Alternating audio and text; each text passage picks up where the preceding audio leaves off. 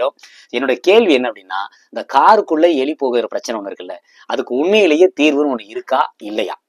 அப்படி யாராவது இந்த சந்திரமுகில எப்பா உண்மையிலேயே பேய் இருக்கா இல்லையா அப்படின்னு கேட்குற மாதிரி இதுக்கு உண்மையிலேயே மருந்து இருக்கா இல்லையா? நம்ம ஆன்லைன்ல போய் பார்த்தோம்னா எக்கச்சக்க பேர் ஆளுக்கு 500 ஐடியா வந்து அள்ளி தெளிச்சிருக்காங்க. ஆனா எதையுமே எதை ஃபாலோ பண்ணாலும் நமக்கு அந்த அளவுக்கு ஒன்றும் ஒர்த்தா தெரியல.